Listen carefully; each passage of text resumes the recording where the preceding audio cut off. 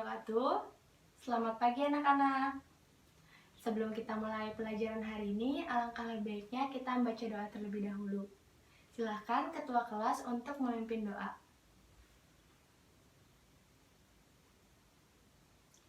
Baik, bagaimana keadaan hari ini? Apakah hadir semua? Alhamdulillah jika hadir semua. Hari ini Ibu akan membahas mengenai macam-macam konflik sosial yang ada di masyarakat. Kalian bisa buka buku paket halaman 141.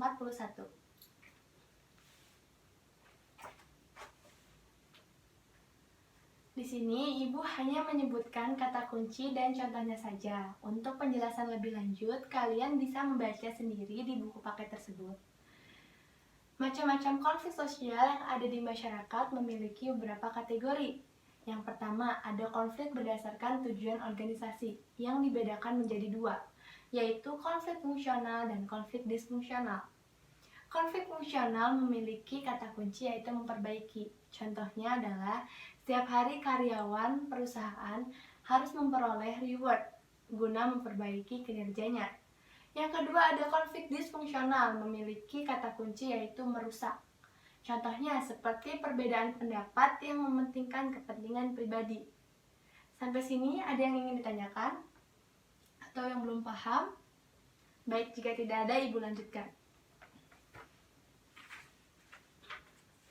Yang kedua ada konflik berdasarkan posisi pelaku yang berkonflik. Dibedakan menjadi tiga, yaitu konflik vertikal, konflik horizontal, dan konflik diagonal. Konflik vertikal memiliki ciri utama yaitu antar tingkatan. Contohnya itu seperti perdebatan antara karyawan dengan pimpinan perusahaan. Yang kedua ada konflik horizontal. Ciri utamanya yaitu adalah antar kelas. Contohnya seperti konflik antara ojek online dengan ojek pangkalan yang berebut penumpang. Yang ketiga ada konflik diagonal. Nah, ciri utamanya itu adalah ketidaksesuaian dalam memperoleh alokasi sumber daya. Contohnya seperti yang kita ketahui berita sedang hangatnya hari ini adalah pilot Garuda dengan manajemen perusahaan yang memiliki masalah dalam penerimaan gaji yang tidak sesuai. Sampai sini ada yang kurang mengerti? Baik, jika tidak ada, Ibu lanjutkan kembali. Yang ketiga ada konflik berdasarkan sifat pelaku yang berkonflik. Dibedakan menjadi dua, yaitu konflik terbuka dan konflik tertutup. Konflik terbuka memiliki ciri utama yaitu semua pihak mengetahui. Contohnya seperti Indonesia dan Belanda dalam pasca kemerdekaan. Terdapat campur tangan dari pihak-pihak luar. Nah, sedangkan konflik tertutup itu kebalikan dari konflik terbuka, yaitu tidak semua orang mengetahui. Contohnya seperti konflik dalam keluarga, karena bersifat privasi. Sampai sini ada yang ingin ditanyakan? Jika tidak ada, Ibu lanjutkan kembali. Yang keempat ada konflik berdasarkan waktu. Dibedakan menjadi dua, yaitu konflik sesaat dan konflik berkelanjutan. Konflik sesaat ini memiliki kata kunci yaitu singkat, artinya dapat diselesaikan dengan cepat. Contohnya itu seperti perkelahian kakak dan adik. Sedangkan konflik berkelanjutan itu sulit untuk diselesaikan. Contohnya seperti konflik antara Korea Selatan dengan Korea Utara. Sampai sini ada yang ingin ditanyakan kembali? Kalau tidak ada, Ibu lanjutkan. Yang kelima, ada konflik berdasarkan pengendalian. Nah, dibedakan menjadi dua, yaitu konflik terkendali dan konflik tidak terkendali. Konflik terkendali memiliki ciri utama yaitu cepat dan tidak meluas. Contohnya itu dalam rapat organisasi OSIS. Nah, di dalam rapat tersebut memiliki banyak argumen yang dituangkan dalam anggota rapat tersebut. Nah, sebagai ketua OSIS, dia harus bisa memberikan solusi yang terbaik dan menjadi orang penengah agar tidak menimbulkan konflik. Nah, sedangkan konflik tidak terkendali ini memiliki ciri utama yaitu meluas dan dapat menimbulkan kekerasan. Contohnya itu seperti demo yang berakhir ricuh. Sampai sini ada yang belum paham? Baik, kalau tidak ada, Ibu lanjutkan kembali. Yang keenam ada konflik berdasarkan sistematis konflik. Nah, dibedakan menjadi dua, yaitu konflik non-sistematis dan konflik sistematis. Konflik non-sistematis, ciri utamanya itu tidak ada tujuan, yaitu dengan cara spontanitas. Contohnya itu adalah teguran seorang guru terhadap murid. Sedangkan konflik sistematis yaitu memiliki tujuan. Contohnya seperti penjajahan yang ada di Indonesia yang dilakukan oleh bangsa Eropa dengan tujuannya untuk mengeksploitasi sumber daya alam yang ada di Indonesia. Nah, sampai sini ada yang belum paham? Baik, jika tidak ada, Ibu lanjutkan kembali.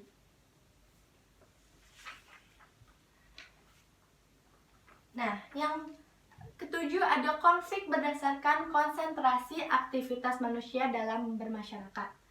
Yang pertama ada konflik ekonomi. Nah, konflik ekonomi ini ciri utamanya adalah perebutan sumber daya. Contohnya seperti pengusaha untuk mendapatkan tender. Yang kedua ada konflik sosial, yaitu ciri utamanya adalah perbedaan kepentingan sosial. Contohnya seperti konflik di Ambon, konflik Trisakti, dan lain-lain. Yang ketiga ada konflik budaya. Konflik budaya ini terjadi karena adanya perbedaan kepentingan budaya. Nah, contohnya seperti ada penafsiran berbeda mengenai RUU pornografi dan porno aksi.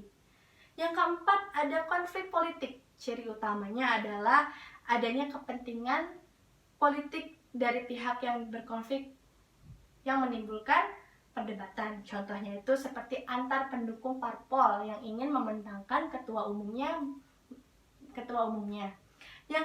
Yang kelima ada konflik pertahanan. Nah, terjadi karena adanya perebutan hegemoni. Contohnya itu seperti yang kita ketahui sekarang adalah kasus konflik Natuna. Yang keenam ada konflik antar agama.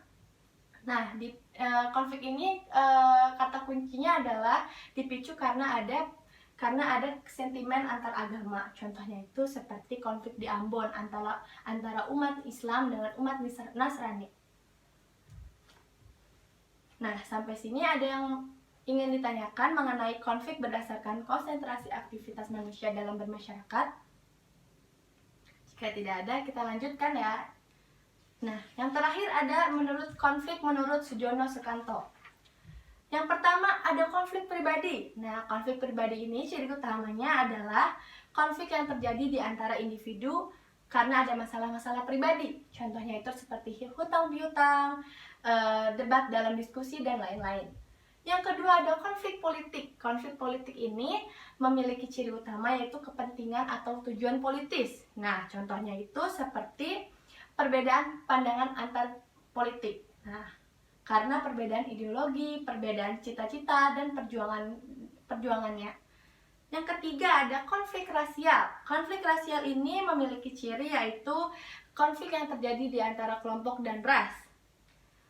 Contohnya itu seperti konflik politik apartheid yang ada di Afrika antara kulit hitam dan kulit putih. Yang keempat ada konflik antar kelas sosial. Ciri utamanya adalah konflik yang muncul karena adanya kepentingan antar kelas-kelas sosial yang ada di masyarakat. Contohnya seperti karyawan pabrik yang meminta kenaikan gaji. Nah, dengan meminta kenaikan gaji tersebut dengan cara demonstrasi. Yang kelima ada konflik internasional. Nah, konflik ini merupakan pertentangan pelibatan antara satu negara dengan negara lain. Contohnya seperti Perang Dunia Kedua. Nah, baik, dari cukup sekian dari Ibu materi kali ini. Ada yang ingin ditanyakan atau belum paham? Atau ada yang ingin menanggapi? Nah, jika tidak ada, di sini Ibu mempunyai salah satu contoh gambar mengenai macam-macam konflik sosial yang ada di masyarakat. Nih, di sini kalian siapa yang bisa menyebutkan termasuk jenis apa contoh gambar tersebut, termasuk jenis contoh kategori apa konflik sosial yang ada di gambar tersebut. Ada yang bisa menjawab? Ya, silahkan Tika. Jawabannya apa? Termasuk kategori apa? Nah, betul sekali, ini termasuk konflik rasial, yaitu konflik yang terjadi antara perbedaan kebudayaan atau perbedaan rasial kelompok antara kelompok yang dapat menimbulkan perpecahan dan peperangan antar suku. Baik ya, cukup Ibu kira kalian sudah paham dalam materi ini. Kesimpulan pada hari ini adalah dengan kalian mengetahui macam-macam konflik sosial yang ada di masyarakat, itu dapat memberikan kalian sebagai anggota masyarakat dapat mengetahui apa saja kategori yang ada di dalamnya dan bagaimana cara menyelesaikan konflik yang ada di masyarakat. Oleh karena itu, kalian sebagai anggota masyarakat harus bisa menyelesaikan konflik dengan berkepala dingin dan memberikan solusi yang terbaik untuk masyarakat sekitar. Kurang lebihnya Ibu mohon maaf. Assalamualaikum warahmatullahi wabarakatuh. Selamat pagi dan sampai jumpa minggu depan untuk melakukan kuis. Terima kasih.